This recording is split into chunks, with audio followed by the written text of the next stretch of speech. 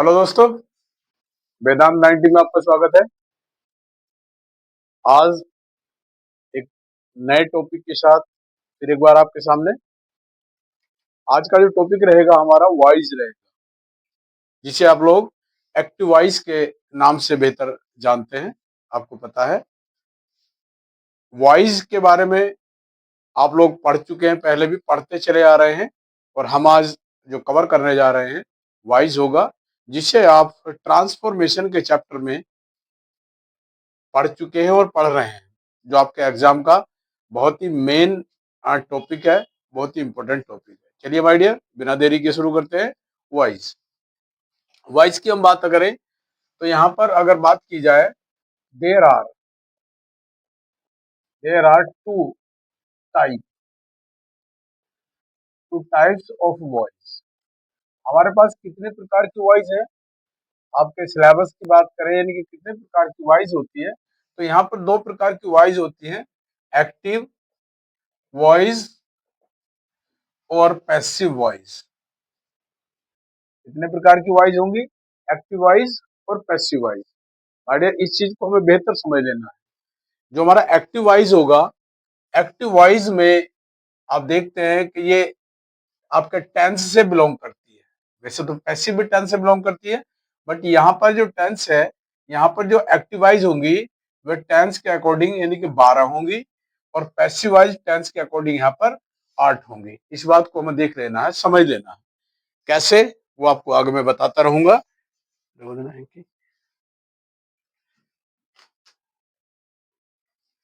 चलिए, अब हमें क्या करना है, इसमें देख लेना है। देखिए, एक्टिव में जो हमारा सब्जेक्ट है वो सब्जेक्ट सक्रिय रहता है। क्या रहता है? सक्रिय, एक्टिव रहता है। एक्टिव यानी कि सब्जेक्ट क्या होगा? सक्रिय। और पैसिव में जो हमारा ऑब्जेक्ट है, ऑब्जेक्ट सक्रिय किया जाता है। क्या रहता है? ऑब्जेक्ट सक्रिय होता है, यानी कि ऑब्जेक्ट अपने पर कार्य, जिसे आप एक्शन कहते हैं, एक्शन होने देता है, होने देता है। ये पैसिव में होगा, ये पैसिव वॉइस में। यानी कि एक्टिव में सब्जेक्ट सक्रिय है, और जो पैसिव की अगर बात करें तो पैसिव में आपके पास जो ऑब्जेक्ट होगा, ऑब्जेक्ट सक्रिय होता है और अपने पर कार्य यानी कि एक्शन को सक्रिय करता है, यानी कि होने देता है। चलिए आगे देखते हैं। आपको अभी मैंने लिख के बताया था, जो एक्टिव होता है, एक्टिव में हमारे पास 12 टेंस में हम काम करते हैं, और माय डियर जो हम पैसिव में बात करते हैं, पैसिव में केवल हम 8 टेंस पे बात करते हैं। अब हमारे पास जो इनके 4 टेंस हमारे पास बचते हैं, उन 4 टेंस की पैसिव वॉइस नहीं बनती है। कौन कौन से हैं उन्हें लिख लेते हैं एक बार, जिनकी हमारे पास नहीं बनती है। यानी कि आपके पास प्रेजेंट परफेक्ट कंटिन्यूअस, और आपके पास पास्ट परफेक्ट कंटिन्यूअस, और माय डियर आपके पास फ्यूचर कॉन्टिन्यूअस और future future perfect continuous. My dear, इन 4 टेंस की पैसिव वॉइस नहीं बनती, इनकी पैसिव वॉइस पैसिव नहीं बनती। यानी होता है, इन 4 टेंस की पैसिव वॉइस नहीं बनती है, केवल हमारे पास 8 टेंस ही पैसिव वॉइस बनाने के लिए होते हैं। कौन कौन से? प्रेजेंट इंडेफिनिट होगा, प्रेजेंट कंटिन्यूअस होगा, प्रेजेंट परफेक्ट होगा। इस तरह से पास्ट इंडेफिनिट होगा, पास्ट कंटिन्यूअस होगा, और पास्ट परफेक्ट टेंस होगा। अब फ्यूचर की बात करें, फ्यूचर इंडेफिनिट होगा और फ्यूचर परफेक्ट होगा। फ्यूचर में दोनों कंटिन्यूअस टेंस की पैसिव वॉइस नहीं बनती है। हमें इस बात को देखते रहना है, समझते रहना है। चलिए आगे बढ़ते हैं। अब इसका जो मूल मंत्र है, उसका जो मेथड है, एक बार उसे देख लेते हैं। उसमें हमें क्या करना है, कैसे, देखिए। जो हमारे पास एक्टिव का जो सेंटेंस होता है उसका जो स्ट्रक्चर होगा, जो एक्टिव का वाक्य होगा, एक्टिव के वाक्य का जो स्ट्रक्चर होता है वो होता है subject plus helping verb plus main verb plus object. ये हमारे पास क्या होता है, ये स्ट्रक्चर है। ये कौन से का है, एक्टिव का। लेकिन जब हम सेंटेंस को पैसिव में जाते हैं, सेंटेंस को चेंज करते हैं, पैसिवाइज में जाते हैं, तो हमें क्या करना होता है, जो दिया हुआ जो हमारे पास ऑब्जेक्ट होता है, दिए हुए ऑब्जेक्ट को हम पैसिव के वाक्य में अपना सब्जेक्ट बनाते हैं। क्या करते हैं उसे, पैसिव के वाक्य में दिए हुए ऑब्जेक्ट को सब्जेक्ट बनाते हैं। जैसे आप देख रहे हैं कि ये ऑब्जेक्ट है, इस ऑब्जेक्ट को जब पैसिवाइज में लेके जाएंगे तो ये यहाँ पर आकर के एक सब्जेक्ट के रूप में काम करेगा। क्या बन जाएगा, ये यहाँ पर एक सब्जेक्ट बनेगा, और जो सब्जेक्ट है ये यहाँ पर आकर के ऑब्जेक्ट का काम करेगा। क्या काम करेगा, ऑब्जेक्ट का काम करेगा। इस चीज को ध्यान देना हमें। वर्ब की अगर बात करेंगे तो वर्ब की तीसरी फॉर्म यानी कि थर्ड फॉर्म की अब बात करेंगे, पूरे पैसिवाइज में वर्ब की थर्ड फॉर्म का यूज किया जाता है, यानी कि V3 हमारा यूज किया जाता है, ध्यान देना है। अब बात करते हैं हेल्पिंग वर्ब की।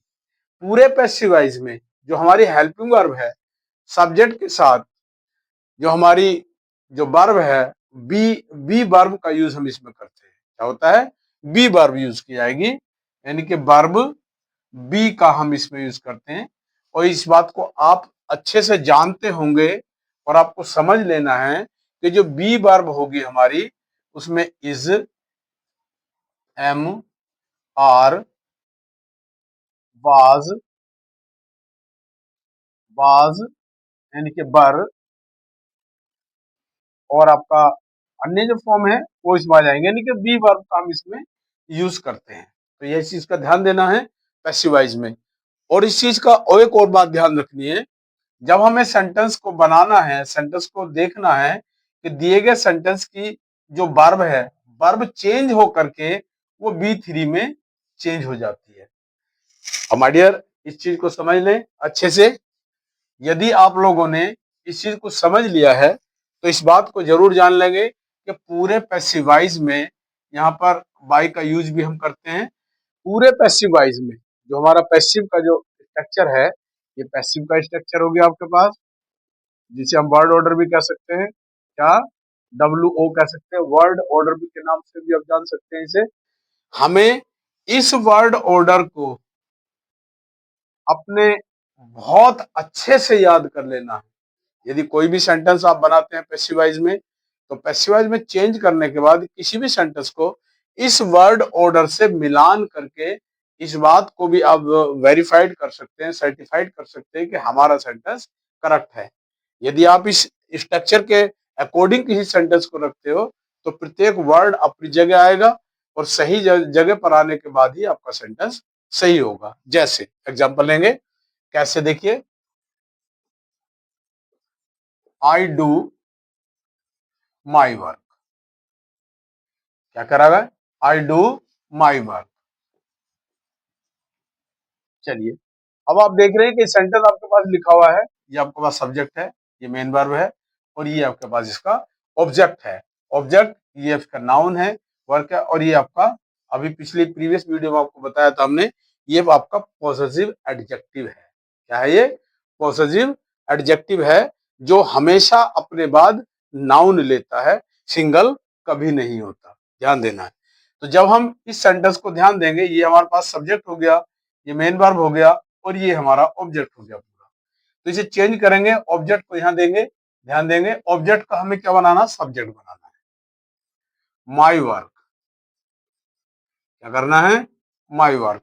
अब हमें ध्यान देना इस चीज को, क्योंकि अभी आपको मैंने बताया था कि पैसिव वॉइस में जो सहायक क्रियाएं हैं, वर्ब बी की लगती है। क्या लगेंगी, वर्ब बी की सहायक क्रिया लगती है। तो आप देख रहे हैं कि माई वर्क, वर्क एक सिंगल हो गया, यानी कि सिंगुलर हो गया, इसके साथ हमारे पास इज होगा। और मेन वर्ब की कौन सी फॉर्म लगाएंगे, V3 यूज करेंगे। डू की थर्ड फॉर्म आपको डन लगानी है।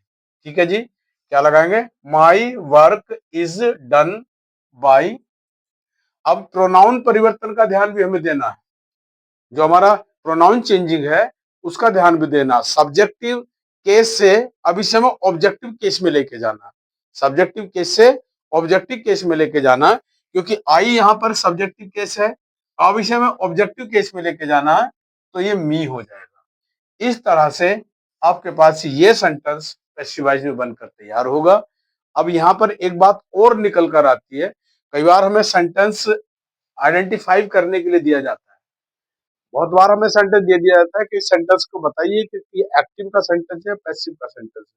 तो इस चीज को समझने के लिए ये एक बहुत ही मेन पॉइंट आपको मैं बताने जा रहा हूं। क्या, यदि किसी बी वर्ब के साथ, ध्यान देंगे, यदि किसी बी वर्ब के साथ वी थ्री लगा है, ध्यान दीजिए, यदि किसी बी वर्ब के साथ इज, एम, आर, वाज, वर आदि जो हमारी सहायक क्रियाएं हैं जिन्हें हम सहायक क्रिया के रूप में जानते हैं, इनके साथ यदि वी थ्री लगा है तो वह सेंटेंस पैसिवाइज का है।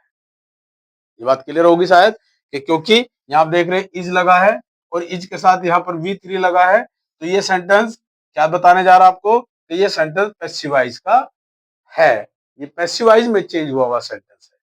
चलिए आगे बढ़ेंगे माय डियर, आगे चलते हैं, एग्जाम्पल और लेंगे। चलिए एग्जाम्पल और बताते हैं आपको कैसे। देखिए एग्जाम्पल की अगर बात करते हैं आप, क्या देखिए, यू डिड हर वर्क, देखिए अब यहाँ पर फिर एक बार देख लेंगे, यू डिड हर वर्क, यहाँ पर ये ऑब्जेक्ट हो गया, ये मेन वर्ब हो गया और ये सब्जेक्ट हो गया। जब ऑब्जेक्ट को सब्जेक्ट बनाएंगे तो हो जाएगा, देखिए क्या, अब आपके दिमाग में एक बात आ रही होगी, प्रोनाउन परिवर्तन की बात अगर आप करते हैं तो वहां आपको याद आ रहा होगा, एक चीज का ध्यान देना है, जब कहीं पर ऐसा कोई कंफ्यूजिंग पॉजिटिव एडजेक्टिव अगर किसी सेंटेंस में लगा हुआ मिलता है, जहां वह ऑब्जेक्ट भी होता है और वह आपके पास यानी कि पॉजिटिव एडजेक्टिव भी होता है, जैसे आप देख रहे हैं हर, यहाँ देख रहे हैं हर, ये हर पॉजिटिव एडजेक्टिव भी है और ये ऑब्जेक्ट भी है, ये दोनों काम करता है। तो हमें इस बात का ध्यान देना है इस चीज को, कि इस समय ये पॉजिटिव एडजेक्टिव है या ये ऑब्जेक्ट है। तो माय डियर, यदि इसके जस्ट बाद, यदि किसी ऐसे वर्ड के जस्ट बाद कोई नाउन लगा है और उन दोनों के बीच में कोई आर्टिकल या कोई प्रीपोजिशन का यूज नहीं किया गया है, तो वह पॉजिटिव एडजेक्टिव है और इसे पूरे को हमें लेना है, और ये पूरे को लेंगे तो यहाँ पर हर वर्क हो जाएगा। और जब इसे हम सिंगल यूज करेंगे, इसे एज ए ऑब्जेक्ट मानकर हम इसे यूज करेंगे, तो ये चेंज होकर यहाँ पर सी हो जाएगा। चलिए चलिए आगे बात करेंगे, वाज, और डिड की थर्ड फॉर्म क्या होगी माय डियर, डन होगी। यहाँ पर एक बार फिर आपको देख लेंगे, डन मिला देखने को, बाई यू देखेंगे, तो यहाँ देख लेंगे her work was done by you, ये हमारा पैसिवाइज है। और इस पैसिवाइज में हमारे पास इस चीज को समझने के लिए इससे बेहतर जो क्लू है वो आपको नहीं मिल सकता। क्यों? क्योंकि बी वर्ब के साथ यदि बी थ्री लगा है तो यह सेंटेंस पैसिवाइज को बिलोंग करेगा, पैसिवाइज में जाएगा। चलिए आगे बढ़ते हैं, आगे चलिए।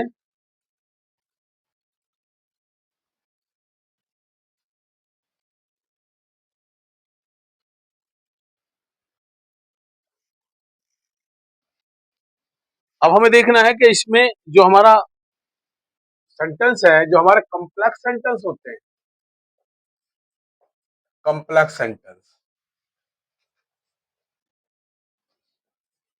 जो कॉम्प्लेक्स सेंटेंस है माय डियर, जो कॉम्प्लेक्स सेंटेंस होता है, तो जो हमारा जो प्रिंसिपल क्लॉज होती है कॉम्प्लेक्स सेंटेंस की, हमें उसी की पैसिवाइज बनानी होती है, सबऑर्डिनेट क्लॉज की पैसिवाइज नहीं बनाते।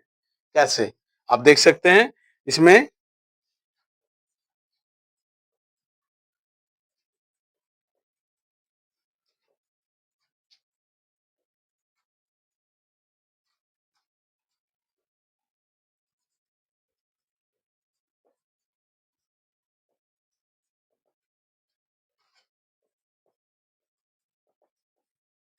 देखिए ये कॉम्प्लेक्स सेंटेंस है।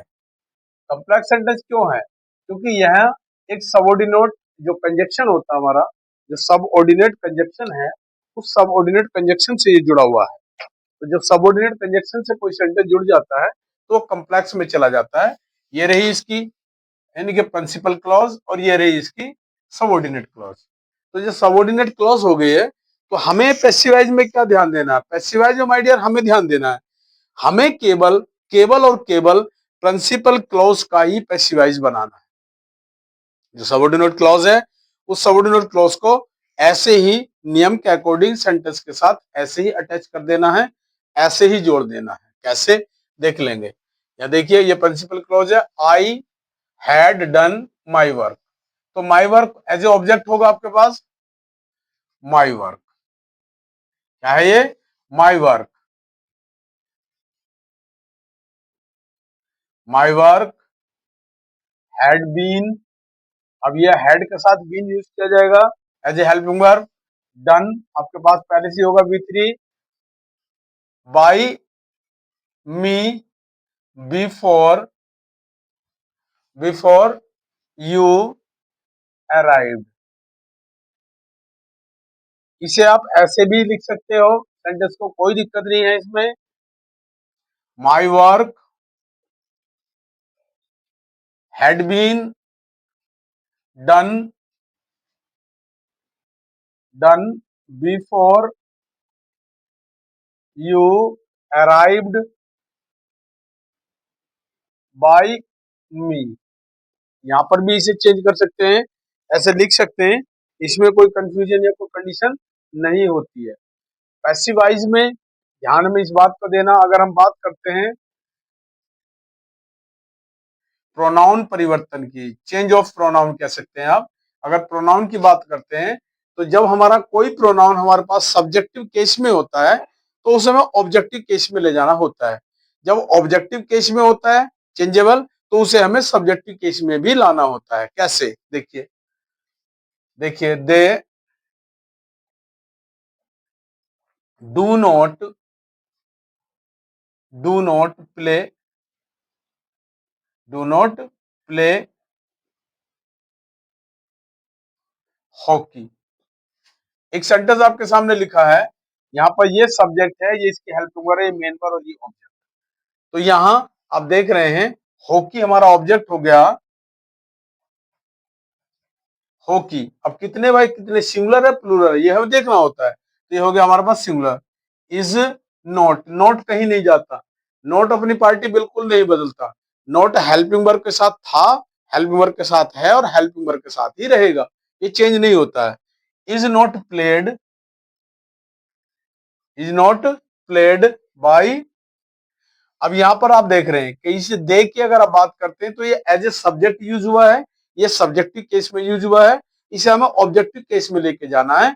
तो दे का जो ऑब्जेक्ट होगा, क्योंकि हर एक जो प्रोनाउन सब्जेक्ट होगा उनके तीन आपको वर्ड देखने को मिलते हैं, यानी कि तीन है। कैसे, सब्जेक्ट की अगर बात करें दे की तो सब्जेक्ट होगा दे, पॉजिटिव एडजेक्टिव देयर और इसका ऑब्जेक्ट होगा देम। तो हमें यहाँ ऑब्जेक्ट केस में जाना है, तो इस दे को हमें दैम कर देना है। क्या कर देंगे, दैम कर देंगे। देखिए एक और सेंटेंस देखेंगे, she did not call him, call him. यहाँ देखेंगे सेंटेंस, यहाँ भी प्रोनाउन है और यहाँ भी प्रोनाउन, ध्यान देंगे। ये सब्जेक्टिव केस में है और ये आपका ऑब्जेक्टिव केस में।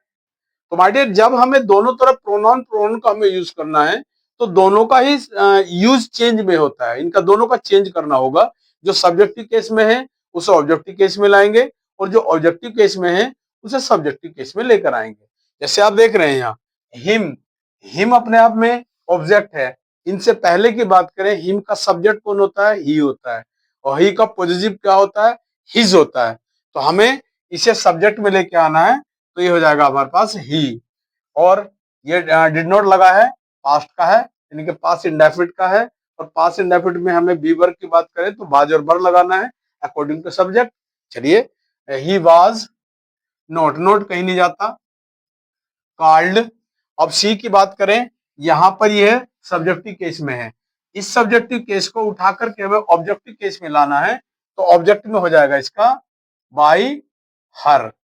अभी पिछले ही सेंटेंस में आपने देखा होगा, मैंने ध्यान दिलाया था आपको, अभी बताया था। एक और नया सेंटेंस लूंगा जिसमें आप समझ सकते हैं उसमें क्या है कि हर को बड़ी चालाकी से, बड़े ध्यान से आपको चेंज करना है, क्योंकि ये बहुत ही कंफ्यूजन उत्पन्न करता है। क्यों? क्योंकि ये अपना में ऑब्जेक्ट भी होता है और ये पॉजिटिव एडजेक्टिव भी होता है। कैसे? चलो अगले सेंटेंस में से क्लियर करता हूं मैं, शायद आप इस चीज को समझ गए होंगे अच्छे से, और मेरी वॉइस जो है ऑडियो और वीडियो शायद क्लियर होगी। अगर कहीं कुछ क्लू है या इशू है तो आप बताएं। चलिए हटाते हैं इसे।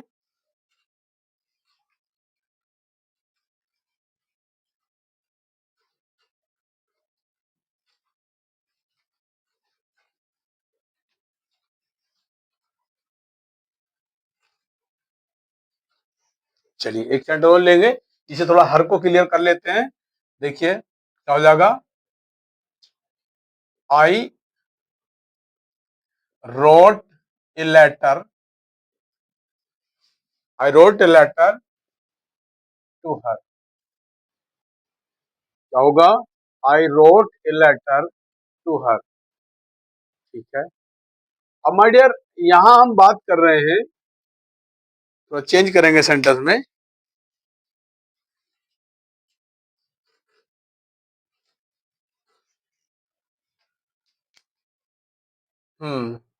इसे भी हटाओ।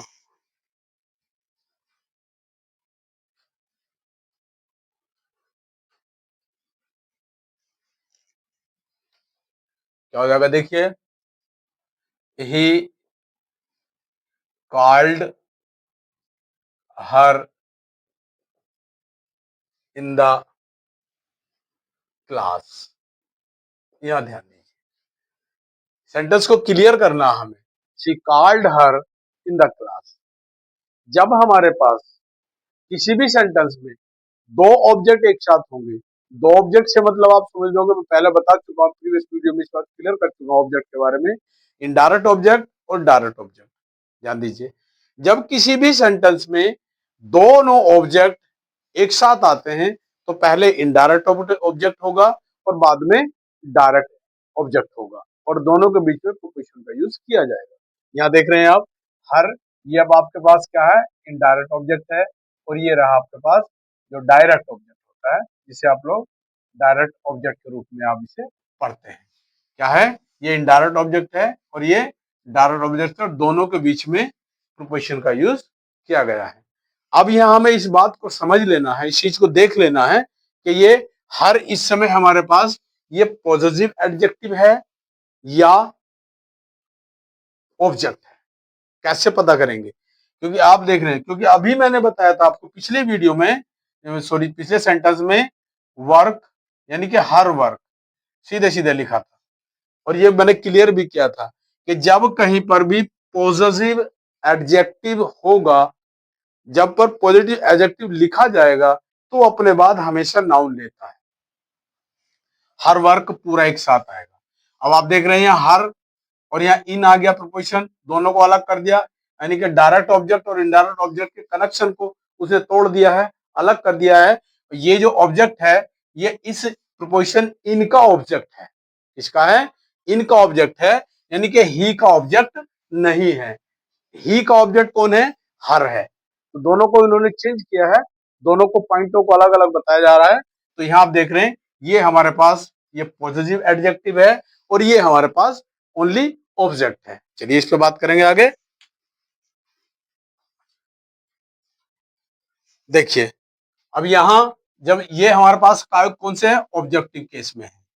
जब इसे ऑब्जेक्टिव केस से, जैसे कि रूल कहता है हमारा कि हमारे पास सब्जेक्ट वर्ब ऑब्जेक्ट होगा तो ऑब्जेक्ट का सब्जेक्ट बनाएंगे और सब्जेक्ट का ऑब्जेक्ट बनाएंगे, V3 यूज करेंगे। आप बेहतर जान चुके हैं इस बात को, मैंने बता दिया, पहले क्लियर किया है। तो उसी केस में हमें काम करना है, उसी डायरेक्शन के अनुसार हमें काम करना है, चलना है। कैसे? देखिए, अब इसे ऑब्जेक्टिव सब्जेक्ट बनाइए, सी हो गया। ये हमारी कार्ड लगा है तो पास्ट टेंस है, और पास्ट टेंस में हमारे पास वाज और वर का यूज हमें करना है, क्योंकि ये सिंगुलर है, सिंगुलर के साथ हमें बाज लेना है, और थर्ड फॉर्म के रूप में हमें कार्ड लगा देना है। Card in the class by, अब देखिए ये हमारे पास ही यहाँ पर सब्जेक्टिव केस में है। अब इस यानी कि ही को सब्जेक्टिव केस से ऑब्जेक्टिव केस में जब आप लेके जाएंगे तो इसका भी यहाँ पर आपका हिम हो जाएगा। ये आपका क्लियर कर दिया हमने इस पॉइंट को कि कैसे सब्जेक्टिव केस और कैसे ऑब्जेक्टिव केस को लिया जाए और कैसे उसे चेंज किया जाए। चलिए आगे बढ़ेंगे। और इसे सारा आपने ध्यान से आपने देख लिया होगा, इसे अच्छे से समझ लिया है। चलिए देखते हैं, आज इतना ही। नेक्स्ट वीडियो में आपको और बहुत सारी चीज सीखने को मिलेंगी।